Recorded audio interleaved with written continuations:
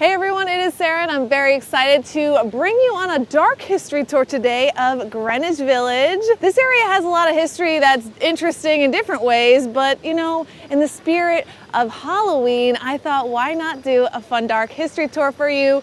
So we're gonna talk about murder, we're gonna talk about ghosts, we're going to talk about death, so don't say I didn't warn you. If you don't like those things, I would not recommend going on this tour. Now you can join in person by following through on the app, or you can watch from the comfort of home. But without further ado, let's start right here. We are in Washington Square Park. This is in Greenwich Village. Now this park is known for its festive atmosphere. You always see skaters and dancers and all different types of fun things happening. Mainly that's because NYU is nearby, or there's tons of students creating that hip vibe. But would it shock you to know that this area is actually a mass graveyard? Yeah, pretty crazy. There's actually 20,000 dead bodies buried under the ground here. And most of that was because of a yellow fever outbreak in the 19th century. Originally, this area was a potter's field. Now, potter's field is really where they just kind of like have people buried. If you think about the development of New York started on the lower part of the city and it moved up. Well, the graveyards were always outside of the city. And as the city developed, we had to sometimes build over graveyards. And that's exactly what happened here. Let's head over this way. If we turn the camera over here, you'll see the Washington Square Arch. This is actually when we discovered a lot of these graves. So this was built in 1892 by a very famous architect called Stanford White. I have a scandalous story about him coming up later, so stay tuned for that. But as they were doing the excavation process for this beautiful arch, by the way, it's called the Washington Arch because it was in celebration of George Washington's centennial anniversary of becoming the President of the United States in 1789, which happened here in New York. New York City was the first capital of the United States, fun fact, in case you didn't know. So while they're doing the excavations of this beautiful archway, they found some coffins under the ground. Some of the coffins had gravestones that said 1802 on them, or earlier, and most of these were due to that yellow fever outbreak. You never know. Sometimes it's said that at night, late at night, you hear, do you hear that? Do you hear that? Do you hear that? You hear people walking. Is it ghosts? Is it ghouls? Is it spirits? You never really know. We cross under the arch to 5th Avenue and Washington Square North because I want to show you the front of this archway. It's very important and it represents why this is called the Washington Square Arch. So on this side, you see George Washington, represented as the general during the Revolutionary War. He's wearing his cape, he has a sword, there's a shield up there. This is representing one side of Washington. Now, if you take it over to this side, this is where we see George Washington as the first president of the United States. And what he's wearing is really important here. Now, to us, this looks pretty formal. But what you have to remember is that when George Washington was inaugurated as the first president of the United States, there were no presidents. There were only kings. We had been ruled by a monarchy. People were totally over kings. They were like, yeah, no thanks. Not looking for a king, not looking for a crown. George Washington knew that. So what he did was he dressed in regular day clothes. It would be like someone being inaugurated as president of the United States, dressed like I am dressed right now in front of you. And that told him, I'm one of you, I understand your struggles. So this is very important here. You see a book above him, you see a seal, an eagle, all representing how this is one side of Washington. With that, let's walk to the corner of Waverly and McDougal, where I'm going to show you a very spooky tree called the hanging tree. We are on the corner of McDougal and Waverly, and I need to show you something that may look pretty standard. It's just a tree, right? But it is not your typical tree. This is known as the hanging tree. It has a very dark, scary name because it was used for a dark, scary purpose, to be honest with you. This is where they did a lot of hangings in the 1800s. Pretty rough. There's really only sketches of the hangings that occurred here, but a spooky element of this is if you look across the street here to this apartment building, there have been reportings that during thunderstorms, there is outlines of bodies seen hanging from the trees. In fact, one of the residents of this building moved out because they were so freaked out by how many times they've seen these scary images hanging from this tree. So what may look like your standard situation in New York City is not always how it looks. So just be aware of that. Let's go to another dark, freaky location. This is a true story that happened in the 80s. Follow me. It is very windy today in the Halloween spirit, so just, you know, my hair is flying everywhere. What I wanted to say, we are walking up McDougal Alley to 8th Street. We're on our way to a place called the House of Death. And as we're walking, I wanted to point out this lovely area here. This is McDougal Alley. And this looks a little bit different than your typical New York City streets. And this is actually because this is where they used to have all the horse-drawn carriages stored. This area at Greenwich Village as a whole was all filled with old mansions in the 18 and 1900s. And so a lot of those residents needed their horse-drawn carriages to get around. And so they would actually store them in separate areas. And this is one of them. That's why all these houses are much lower. They're cute. It's a very appealing place to live now, but this is not a spot that you would want to live in the 1900s. Very dirty, you know, it's filled with horses, but pretty cool. When you see it, you're gonna be like, whoa, didn't see that one coming. All right, let's continue. So we've crossed onto 5th Avenue. We took a right on 8th Street and then we took a left on 5th Avenue. We're walking up to 10th Street now to the House of Death, and I'll tell you more about that momentarily. We're going to continue down 10th Street to 6th Ave, and you will come across this beautiful piece of architecture. Today, this is known as the Jefferson Market Library, but this was actually originally designed as a courthouse. This courthouse is notable because it is where the infamous murder trial of architect Stanford White took place in 1906. Yes, the same guy who designed the Washington Arch you just saw. Ooh, scary, right? Okay, this is actually an insane story that I'm very excited to tell, because if this happened in modern day, the result would not be the same. So let's get into it. Stanford White, very, very successful architect. He built a lot of the iconic structures in New York City. And because of that, a very rich man. And because of that, a lot of women. One day he was at a show and he sees this beautiful actress come across the stage. Her name is Evelyn Nesbit. And he says, you know what? I want that girl. Well, turns out that girl was engaged to a very powerful politician named Henry Thaw. For the next 3 minutes, you'll hear me accidentally call Harry Thaw Henry Thaw. My bad on that. But Stanford White didn't care. After all, he's a rich, successful architect in New York City. He's gonna do what he wants. So him and Evelyn start an affair. He gets a secret apartment just for her. He covers the interior of the apartment in red velvet. There's actually a movie made about this. It's called The Girl with the Red Velvet Swing. Yeah, you can imagine what they did in there in the early 1900s. Red velvet apartment with a swing. Interesting, right? So it turns out Henry Thaw finds out about this little scandal, his fiance and her secret boyfriend, and he's not happy about it. So one day, Evelyn is on stage performing at Madison Square Garden, not the Madison Square Garden that you're familiar with, the original Madison Square Garden that had a rooftop theater. This was actually where the Flatiron Building was, pretty close to that. And Henry Thaw and Stanford White are watching the show. Stanford White doesn't care. He knows Henry Thaw knows about the scandal. He's like, what is he gonna do? I'm also a successful man. Well, Henry Thaw was a little bit crazier than Stanford White expected, because as Evelyn is on the stage, Henry Thaw walks up with a pistol and walks behind Stanford White and shoots him in the back of the head in front of everyone. Everyone sees this murder take place. So how could Henry Thaw get away? Well, in 1906, successful politicians could use different tricks to get out of it. So when his trial is happening right here, he pleads insanity and completely gets away with the crime. Now, him and Evelyn didn't end up working out. I wonder why. But that is the true and dark story of how Stanford White, the most famous architect in New York City history, met his demise. And the end result happened right here. Let's go to the front corner of this, where you have the Jefferson Market Garden. And I have another dark story about a really terrible place to tell you next. Come down this way.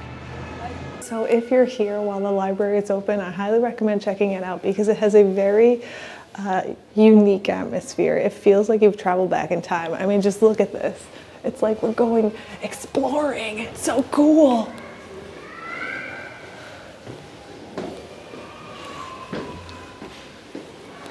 Okay, so we're inside the Jefferson Market Library. Now it's a library. It used to be a courthouse. I want to show you a little map of the area because this is really relevant to what you're seeing. You'll notice that Greenwich Village in general has just some crazy streets. Like there'll be, you know, the grid system, and then all of a sudden, look at all this. What's happened here? Well, that's because the grid system was established in Greenwich Village. That's when they shifted from the mess of what was once horse-drawn carriage trails to the clean lines of the grid system. And this is mainly because they realized the city was developing so rapidly that they needed to come up with a better system for development, and that's when they did that. And I have a story a little bit later for you specifically about this area because there was a very unhappy landlord.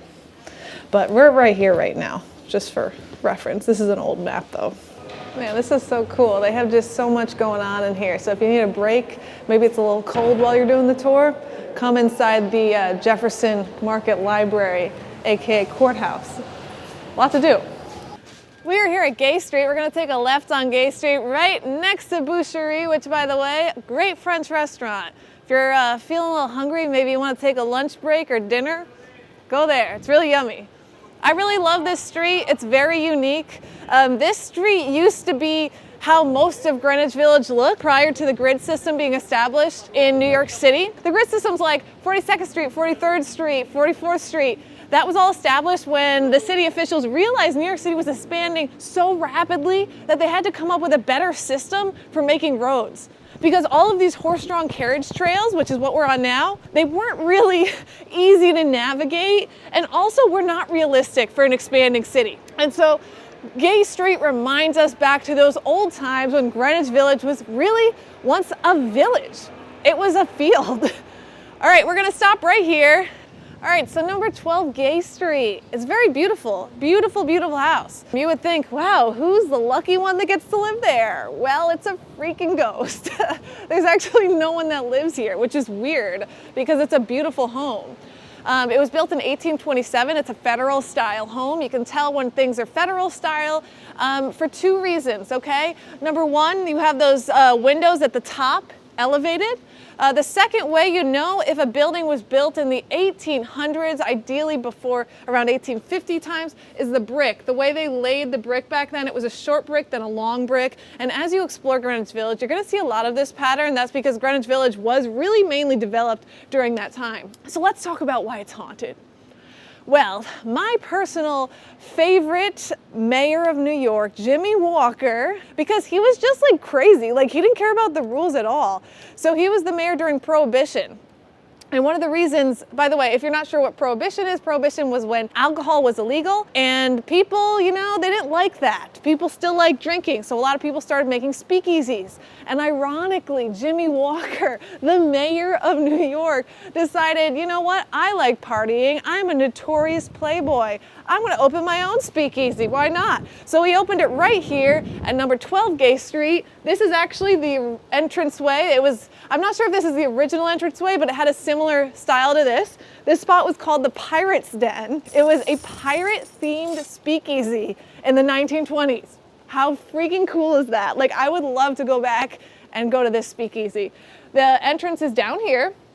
So you would come down these stairs, you would say a password, and you would be admitted. Now, this wasn't just a speakeasy for Jimmy Walker. This was also his home for his mistress. Yeah, you heard that right. So just like Stanford White had a separate home for his mistress, so did Jimmy Walker. And she lived here with him. And it's said that he loved his mistress more than his wife, but he had to marry his wife because for political reasons, it just looked better. But this is where his happiest times were. So when he eventually was no longer the mayor, he fell out of grace, if you will. I wonder why. He was totally breaking all the rules. Gee, who saw that one coming? So Jimmy Walker ends up being more in love with his mistress than his wife. And after his death, it's said that you've seen Jimmy Walker walking down these streets in his top hat. And it's believed that part of the reason is his happiest moments were here with his mistress. So people sometimes hear music playing, they hear shuffling on the floorboards here of dancing. And yeah, this is a haunted spot. It's notoriously haunted. You see a lot of ghost tours coming through here. One of the ways that they tried to remove the spirits is actually the blue shutters here. This is a color that is used in voodoo to get spirits out. So they painted the shutters that nice, like, it's kind of like a turquoise blue. And so that gives you a little hint to what's really going on here. But would you live here? I don't know. Like, it's very tempting visually, but I don't know if I want to deal with those ghosts. The Stonewall Inn, which is a National Historic Monument, because this is where the gay civil rights movement of the United States happened in 1969. Now you may be wondering, hey Sarah, why is that on a dark history tour? Well, let me explain, okay? Because not all good things started good, right? Would it shock you that the origins of this bar are actually in the mafia? In 1967, this bar was open. It was completely run by the mafia. Now, why would the mafia open a bar that was for the LGBTQ community? It doesn't seem very in line with what they're known for. Well, it's because of blackmail, my friends. So what the mafia would do is they knew that there was a lot of very successful businessmen coming in from all over the world to New York City, and maybe they weren't happy with their wives, if you know what I mean. So they would ask around, they would find out where's the gay bar. The gay bar is here. This is the Stonewall Inn. Come to the Stonewall Inn. There you'll be accepted. So under this guise of you'll be accepted, the mafia run this bar. Now when those successful businessmen, those rich men would come in here, the wait staff were actually trained to pick their pockets, search to see, are these people actually very wealthy? And if they found out they were wealthy, they would blackmail them and force them to pay money to the mafia. Otherwise, the mafia would reveal who they truly were to the world, and they would lose everything. Because you have to remember, at that time, being gay was illegal. So it would be horrible to have people know that information about you back in 1967. Now, it's said that the mafia was making $2 million a year off of this. In 1967. Okay, so it was a very successful enterprise. Eventually, hands switched over, the mafia no longer owned it. In 1969, something else monumental happened. Now, because being gay was illegal, there was a lot of police raids on this bar because they did not want people to, you know, practice openly or whatever. So what they did was they would come in, they would rampage the place, kick everyone out, arrest people for being gay, and the patrons eventually got sick of it. And so one day in June of 1969, the patrons said, we're not leaving, you're gonna have to deal with us. And after 3 days, they had a standstill with the police, and finally, the police said, okay, we'll consider giving you gay rights, essentially. And this led to gay rights in the United States. Now, as you're seeing this spot, feel free to stop in, get a drink. It's definitely more of a dive bar. This isn't a spot you're gonna find like high-end cocktails, but it's so historic. It's really special. Go across the street. There's some special gay rights monuments there. There's some historic photos. It brings you into the vibe of Greenwich Village, which is very much about acceptance. Oh, hey there, same tour, different outfit. Yes, don't worry, don't go anywhere. I just, I had to film this on a different day because there was literally like hurricane force winds that came in and stopped our tour. But don't even worry about it. For you guys, it's the same situation. Let's get back to the tour though. Across from the Stonewall Inn, you will find the smallest privately owned piece of land in New York City. Is it this? No, it's this. Come here. This. See this little tiny triangle? There's a very interesting story here. This is also the last bit of spite real estate in New York. Yes, spite, as in angry, pissed off, not having a good time. That's what this is about. So let's go back to 1910. In 1910, the city was developing extremely rapidly. You had all of these horse-drawn carriage trails that had been converted into more main streets. They were windy, they were twisty, it was confusing, it was hard to plan a city this way. So the city of New York thought, why don't we switch to a grid system? Which is what we use today. You'll see that on 42nd Street, 43rd Street, 44th Street. It's much more of the grid style versus the winding streets you see in a lot of European cities. Well, to do that, they had to start somewhere. And at the time, they decided to start here in Greenwich Village. Now, when you look at this area surrounding us, You'll notice it's very confusing. The architecture is all different sizes. I mean, take a look at this building here. It looks like one of the buildings was literally cut in half, and that's because it was. So in order to start the grid system here, they actually had to remove about 300 homes here to start the process. And one of those homes was owned by a man named David Hess. Now, David Hess, he was a stubborn guy, you know, but a lot of people don't want to be kicked out of their homes. Come on, why would they? Well, the city of New York paid everyone to leave, but David Hess didn't want to leave. He said, I lived here forever, you're not kicking me out, work around it. Well, the city took him to court, and the court declared eminent domain on David Hess and forced him to leave. But one of the rules that they made was that any leftover property that the city didn't use would have to be returned to David Hess. So the city builds, you know, the grid system. They cut down all the buildings. They remove all the buildings, and they're left with this. David Hess, here you go. This is the land you get back. Well, they thought like he wouldn't want it, but he was like, no, all right, that's not what happened in here. So what he did was he put a sign up that said, property of the Hess estate, which has never been dedicated for public purpose. Let me say that again. Never been dedicated for public purpose. And he put a fence around here. Ooh, someone's getting pulled over. Always interesting things happening here. And he put a fence around here so that you couldn't like essentially walk into this building. You had to literally stop, walk around this, and walk into the building. But hey, he got his way. Technically, that was his property, so he could do what he wanted with it. Eventually, his kids sold it to this store here, so we have the sign, and we have an interesting story, but it is no longer owned by David Hess. And that's that story. I know this isn't as spooky as the other stories, but this is a dark history tour, so sometimes you have dark history, sometimes you have regular history. With that, let us continue this way. I'm here in front of 45 Grove Street. From the outside, this just looks like a typical building, but there's actually a slightly dark history to it. It's definitely not like a spooky history, it's just a real part of history that is unfortunate, and that has to do with slavery.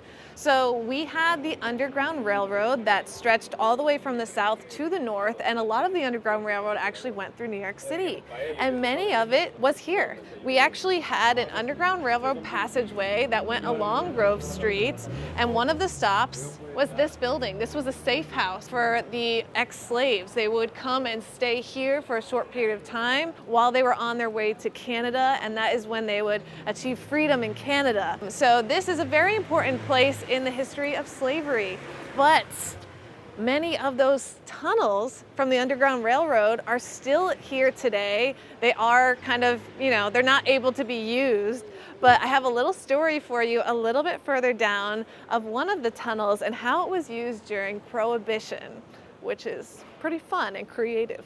Let's continue. At number 29 Grove Street, you have a sneak little peek of history here. And I'm not talking about this, I'm talking about this right here. This is a boot scraper.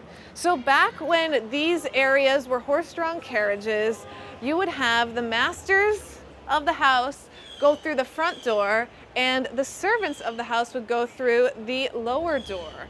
And because the servants were often, you know, out on the muddy streets, they didn't want to track dirt into the house, so they would scrape their boots right here like this. Isn't that a nice boot? Yeah, because the masters of the house didn't like get down and dirty and all that muck. Speaking of the servants, let's go over here and we'll see where they used to live. Today, it's a very pristine, beautiful area. Back in the day, not so much. We are here at Bedford and Grove, and take a look at this building. Does this look familiar to you at all? Could it have been a very iconic apartment in a very popular television series? The answer is yes. This is the Friends apartment. This is actually where Rachel and Monica lived, heavily focused on the quotes here. Okay, that's because this is just the exterior. This is what you saw in all the TV shows, but they actually shot this all in LA, but they used this in nearly every single episode. Technically, Ross lived across the street, and the Central Perk Cafe that is under their apartment building, it's not actually there. This is called the Little Owl, and the Little Owl is named after an owl that's hidden somewhere in this area. So don't fast forward. Stop this video and try to look for a little owl somewhere. Okay, did you pause it? All right, now look this. There's an owl right up on the top of that building. So that's the reference to the little owl. If you want to actually go to Central Perk, I would recommend going to the Friends Experience, which is near the Empire State Building, and they have recreated Central Perk, the coffee shop that they always go to, down to a T. It looks exactly like the show. It's amazing, actually. You don't even have to go to the Friends Experience itself. You can just go to Central Perk and have a coffee and take pictures. It's really fun. Continuing along Grove Street, you're going to see this beautiful little gated area. This is Grove Courts, and look how stunning it is. Take a moment, look through here, and really look at the beautiful homes. They're from 1848, and you would think, looking at them now, you're like, wow, who was lucky enough to live there?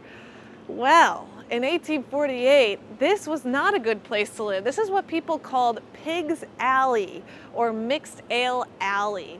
So we talked a little bit about how there were wealthy people living on the streets above earlier in Grove Court, where we had that place you can clean your boots. That's where the masters of the house would live.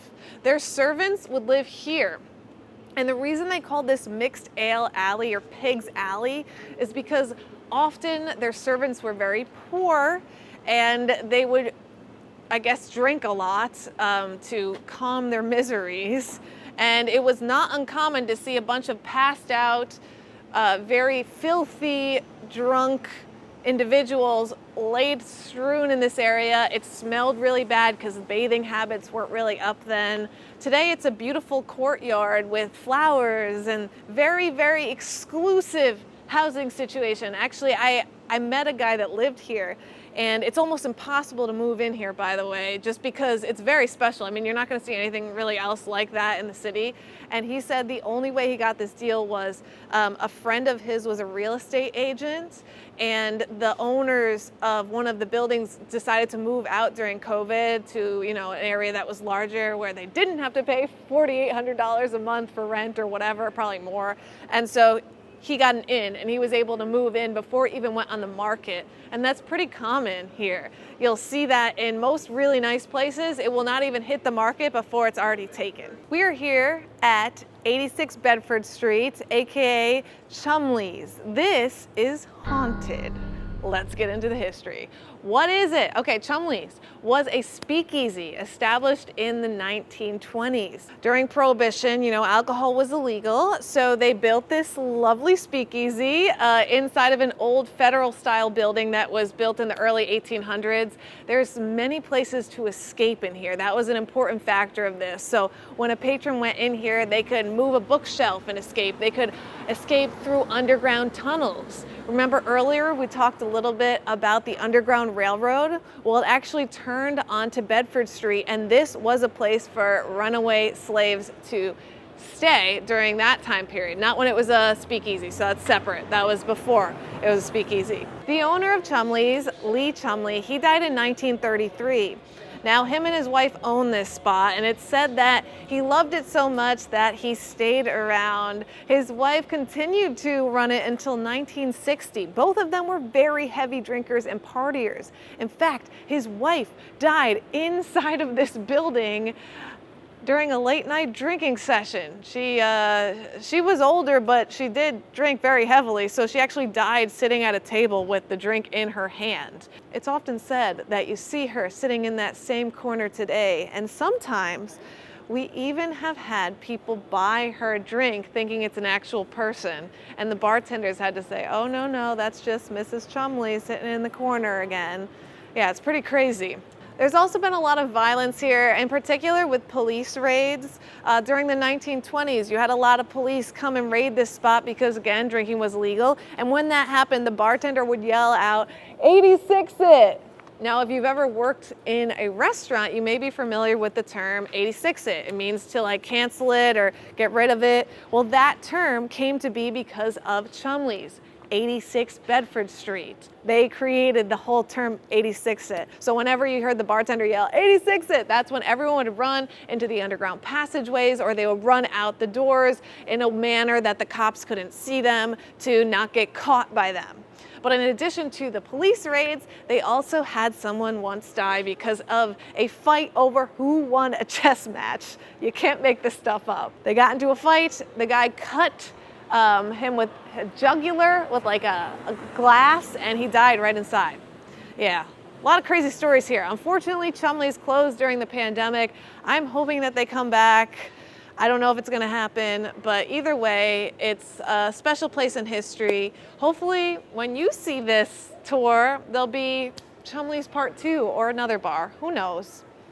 So if you see this, all this like glue, this is actually where the Chumley sign was. But I think what's really funny is over here on this. So many drunk people tried to get into this door, which is an apartment building, that they wrote "not Chumley's" on the door. You see that? So they're above here and Chumley's is on the bottom floor. Continue walking down Bedford Street until you get to Commerce Street. And now you're going to see the Cherry Lane Theater right at the end of this street.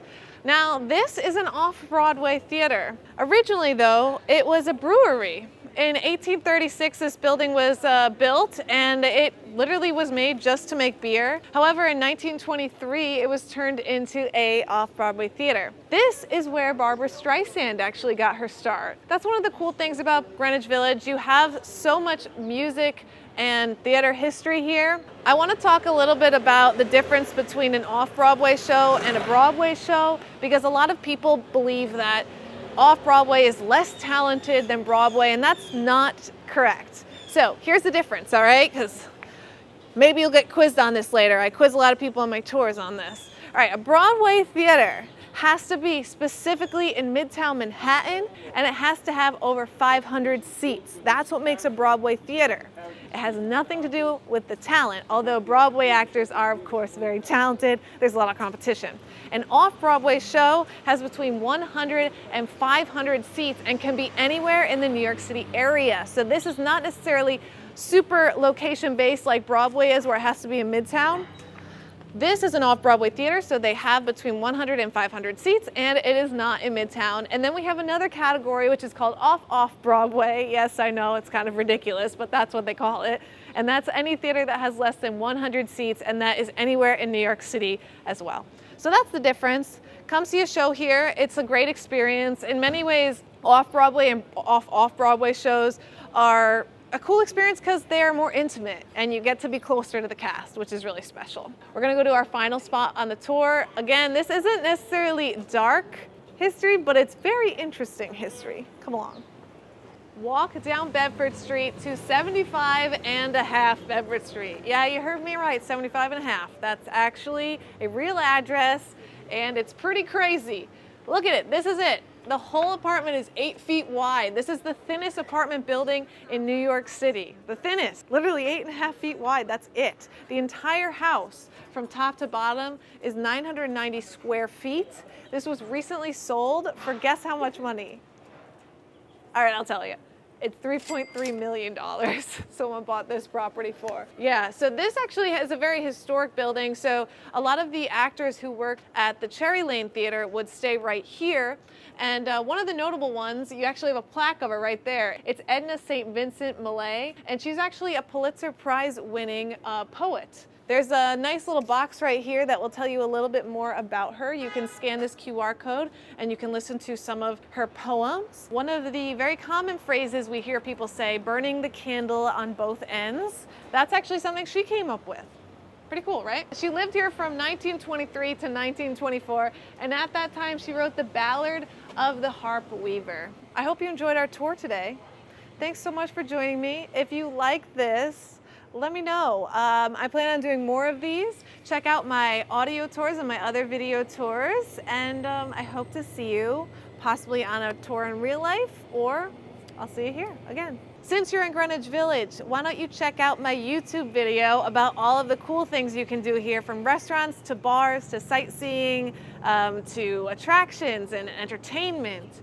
That will give you a really well-rounded experience here so that you can check Greenwich Village and West Village right off of your list, because let's be honest, you're an expert now.